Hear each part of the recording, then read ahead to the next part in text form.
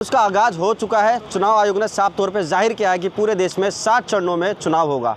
19 अप्रैल को चुनाव होंगे, यानी कि पहले चरण का चुनाव 19 अप्रैल को होगा और 4 जून को इसका रिजल्ट आएगा। मगर उससे पहले आम जनता, किसान, नौजवान, बिजनेसमैन या महिला, उन सब की उम्मीदें बहुत ज़्यादा जग चुकी है। वो अपने प्रत्याशी से क्या मांग करते हैं उस चुनाव पे, वो जानने की कोशिश करेंगे। मगर आपको बता दें, नोएडा में एक संगठन ऐसा है जो काफ़ी लंबे अरसे से तमाम मुद्दों को लेकर धरना प्रदर्शन कर रहा था कि मैं किसानों की बात कर रहा हूँ। वही किसान हमारे साथ मौजूद है, क्योंकि देश में किसान का बहुत अहम रोल होता है। चाहे किसी की बात करें, कोविड काल में हमने देखा किस तरीके से किसानों ने दिन रात एक करके लोगों को खाना पहुँचाया। मगर अब इनसे बात करें, इनके क्या सुझाव है, इनकी क्या डिमांड है। सुधीर भाई साहब, ये बताइए, चुनाव आयोग की पीसी खत्म हो गई, उन्होंने कहा पहला चरण 19 तारीख को होगा, 4 जून को रिजल्ट आएगा। आपका प्रत्याशी, क्या उम्मीद है आपकी, क्या मांगे हैं नोएडा की, ग्रामीण क्षेत्रों की? देखिए, सबसे पहले तो मैं पूरे देश में जितने भी मेरे देशवासी हैं इस लोकतंत्र के पर्व की बधाई देता हूं, क्योंकि सच्चे मायने में चुनाव की घोषणा से जो पावर है आज वो जनता के बीच में आई है। उसकी इस उंगली में इतनी पावर आ चुकी है।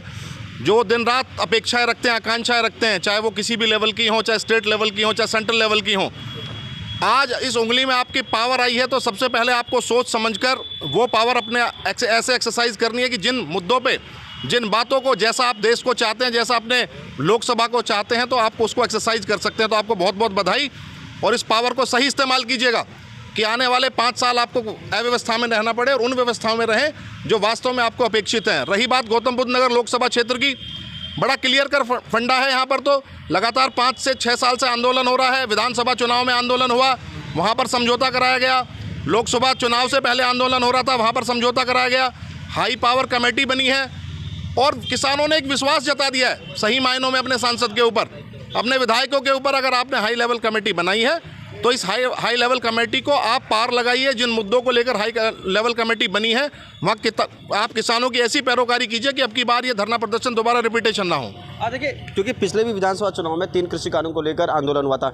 इस बार भी पंजाब के तमाम के जो अन्य राज्यों के किसान हैं बॉर्डर पर बैठे हैं, क्या प्रभावित होगा चुनाव? देखिए, चुनाव जब प्रभावित होता है, किसान कोई अनर्गल वो वार्तालाप नहीं करता।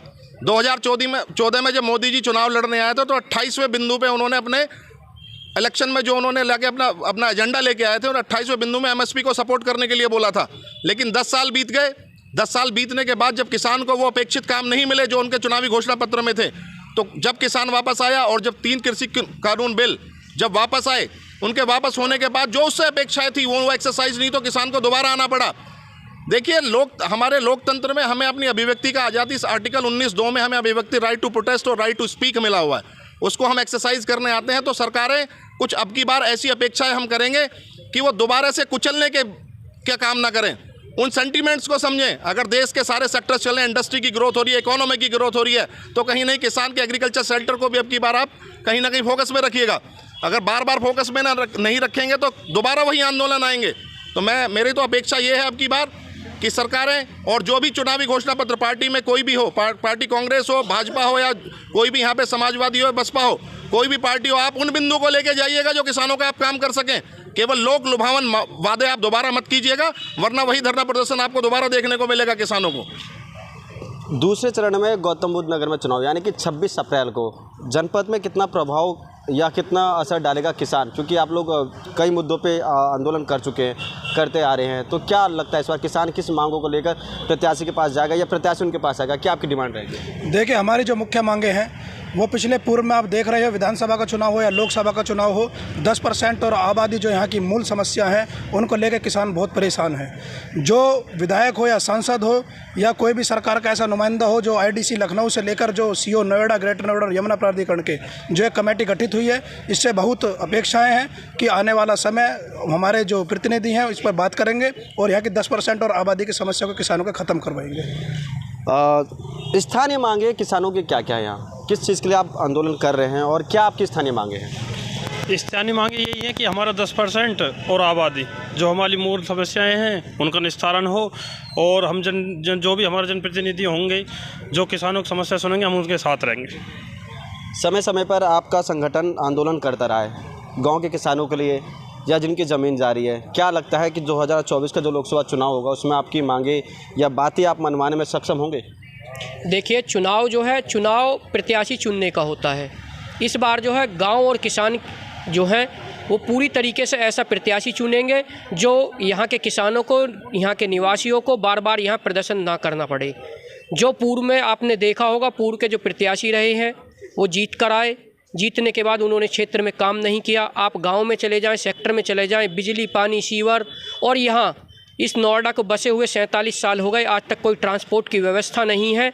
और अधिकतर इस सीट पर सत्ताधारी पार्टी का सांसद जीतता रहा है, उसके बाद भी ये सब नहीं हुआ। जनता में भारी रोष है और जनता पे ज़बरदस्ती ये कैंडिडेट थोप दिया गया है।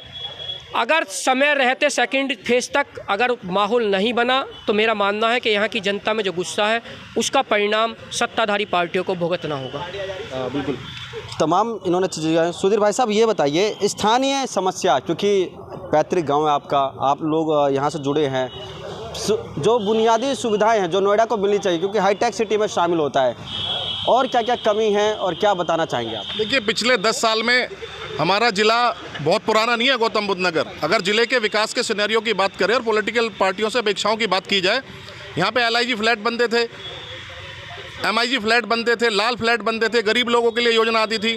बहन जी जब आई थी तो उन्होंने यहाँ पे बालक महाविद्यालय, बालिका महाविद्यालय वहाँ पे बना, गौतम बुद्ध यूनिवर्सिटी हमें मिली, एक्सपो सेंटर हमें मिला, हमें नया जिला न्यायालय मिला, हमें जिला कलेक्ट्रेट मिला।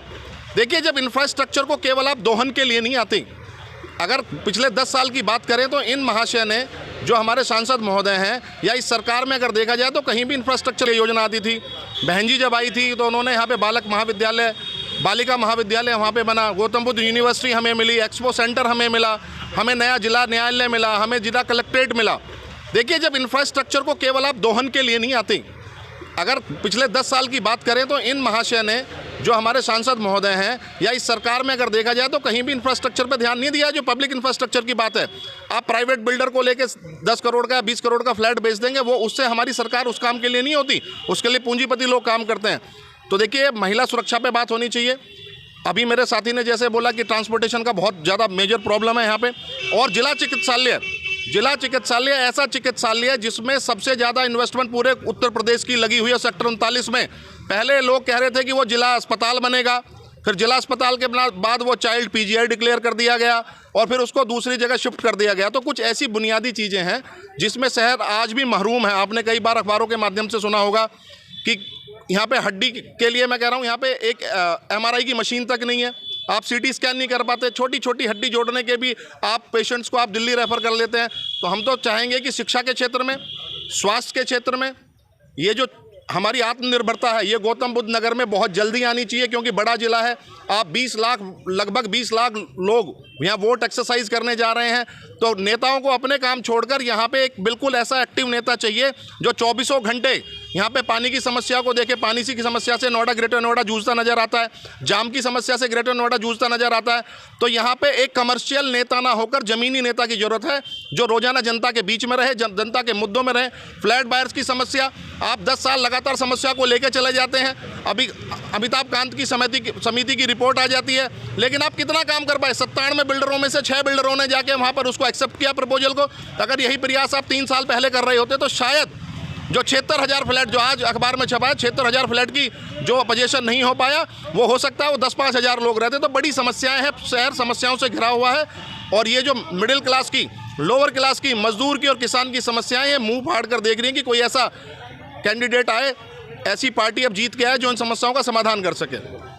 भाजपा ने अपना प्रत्याशी महेश शर्मा को एक बार, चौथी बार उनको टिकट दिया है, फिर से भरोसा देता है। क्या आपकी उम्मीदें हैं? क्या आप उनसे अपनी अपेक्षाएं रखते हैं? क्या काम बाकी रह गया जनपद में? देखें, यहाँ पे जो हमारे डॉक्टर महेश शर्मा हैं वो पहले भी रह चुके हैं और आप भी उन्हें टिकट मिला है।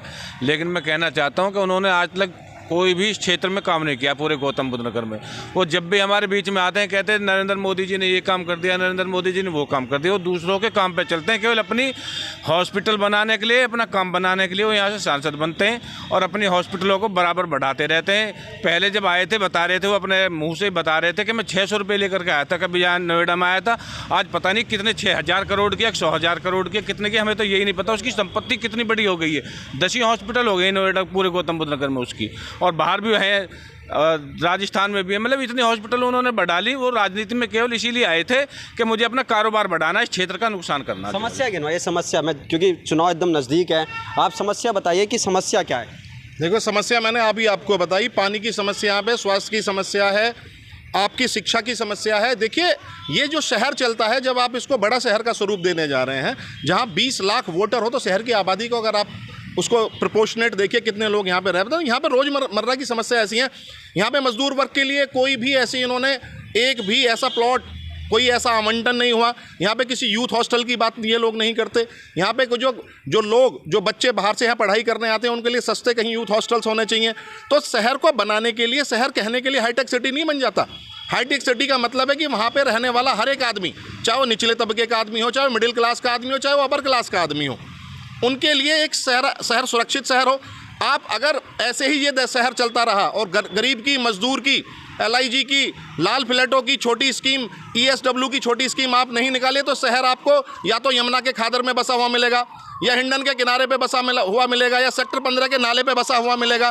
तो जब आप मजदूर से आप सर्विस लेना जानते हैं, आप वो हमारे पार्टनर्स हैं, रोज़ाना हमारे घर में साफ़ सफाई करने आते हैं, वो लोग आते हैं जिनसे ये शहर चलता है, वो ड्राइवर्स हैं, वो लोग हैं जो गार्ड की नौकरी करते हैं, वो लोग हैं जो यहाँ पे ऑटो रिक्शा चलाते हैं, ई-रिक्शा चलाते हैं। तो आप उस आदमी को शोषण से बाहर करके उनको कहीं जीने का अधिकार दें।